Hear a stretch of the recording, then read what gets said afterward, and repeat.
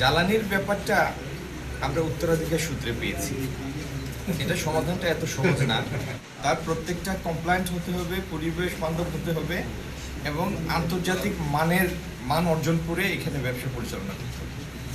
আমাদের ইয়ার্ডগুলি যেন অনেকগুলি ইয়ার্ড ড্রামাটিক্যালি উন্নতি করেছে এবং গ্রিন লাইসেন্স এখন এই মুহূর্তে 31টা গ্রিন লাইসেন্সধারী প্রতিষ্ঠান আছে, লাইসেন্সধারী প্রতিষ্ঠান আছে। আরও যারা ব্যবসা করতে চায় তাদেরকেও আমরা টেকনিক্যাল সাপোর্ট দিব, প্রয়োজনীয় সহযোগিতা দিব।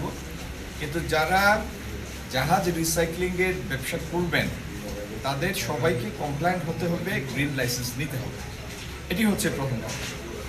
দ্বিতীয় হলো আজকে থেকে যে সময় একটা সময় এই জাহাজ রিসাইক্লিংয়ের এগেনস্টে একটা জেনারেল সেন্টিমেন্ট ছিল যে একটা হচ্ছে এন্টি এনভায়রনমেন্ট, দ্বিতীয়ত লেবার এক্সপ্লয়েট হয়, তৃতীয় হলো অস্বাস্থ্যকর এবং অমানবিক পরিবেশে কাজ হয়। কিন্তু আজকের দিনের স্টোরি অল টুগেদার ডিফারেন্ট। আপনি এখানে যে উপায়ে বৈজ্ঞানিক পদ্ধতিতে কাজ করা হয়, কমপ্লায়েন্সের high criterion high standard maintain করা হয়, এটা যে কারোর জন্য একটা গর্বিত হওয়ার মতো একটা ব্যাপার। তো আমরা চাই আমাদের এই গ্রিন লাইসেন্সধারী ইয়ার্ডগুলির মতো অন্য যারা ব্যবসা করবেন তারাও সবাই গ্রিন লাইসেন্স নিয়েই সেই মানে এসে তারপরে ব্যবসা পরিচালনা করবে। সরকারি নিয়ম নীতির কোনো সমস্যা সেগুলি যাতে দ্রুত সমাধান হয় সেই জন্যই আমার আশা। আর আইন শৃঙ্খলা জনিত কোনো ব্যাপার যদি থেকে থাকে, যদিও ওনাদের মুখ থেকে আমি শুনি নাই, আপনার থেকে শুনলাম, থেকে থাকে আমরা সরকারের সংশ্লিষ্ট দপ্তরকে, মন্ত্রণালয়কে সেটা জানাবো, সরকার অবশ্যই ব্যবস্থা নেবে, স্থানীয় প্রশাসনকেও জানাবো। আর জ্বালানির ব্যাপারটা আমরা উত্তরাধিকার সূত্রে পেয়েছি। এটা সমাধানটা এত সহজ না, কারণ আমরা যে পরিমাণ গ্যাস ব্যবহার করি এখন প্রায় 1600 MMCFD আমাদের শর্টেজ থাকে। ইচ্ছা করলেও এটা নাটকীয়ভাবে বৃদ্ধি করা যাবে না, কারণ যে দুইটা FSRU আছে তার একটা নির্দিষ্ট ক্ষমতা আছে এবং আরেকটা FSRU যোগ করলে এই পাইপলাইনটাও মিড লাইনটাও এক্সস্টেড হয়ে যাবে।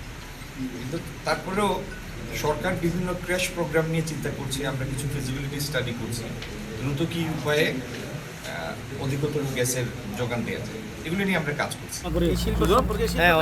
দেখতে আসা আমরা বারবার ইনভাইট করেছি ওনাদেরকে দেখে শিল্প নিয়ে যেভাবে অপপ্রচার বাংলাদেশের এবং দেশের বাইরে হচ্ছে, এনজিও বিভিন্ন সংস্থারা হচ্ছে, তো আমরা আমাদের অ্যাসোসিয়েশনের পক্ষ থেকে মন্ত্রী মহোদয়কে ইনভাইট করেছি।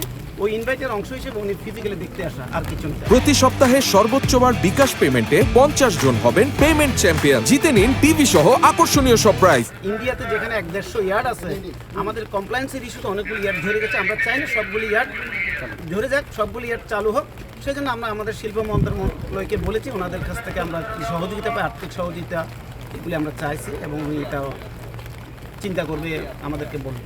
ইন্টারন্যাশনাল স্ট্যান্ডার্ডে একটা ইয়ার্ড করাতেন, এই ইয়ার্ডটা হচ্ছে, এই জাহাজটা হচ্ছে কি জাপান NYK লাইনের এনলিস্টেড এবং এনলিস্টেডের আন্ডারে জাহাজটা হচ্ছেন। এই জাহাজটা রিসাইক্লিং শেষ করা পর্যন্ত জাপানের ওই কোম্পানির একজন প্রতিনিধি কমপ্লিটলি ফিনিশিং করা পর্যন্ত এখানে প্রতিনিধি আছে এবং ওনারা পর্যবেক্ষণ করতেছে আমরা ফুল কমপ্লায়েন্সে জাহাজটা মেনটেন করতে পারতেছি কিনা।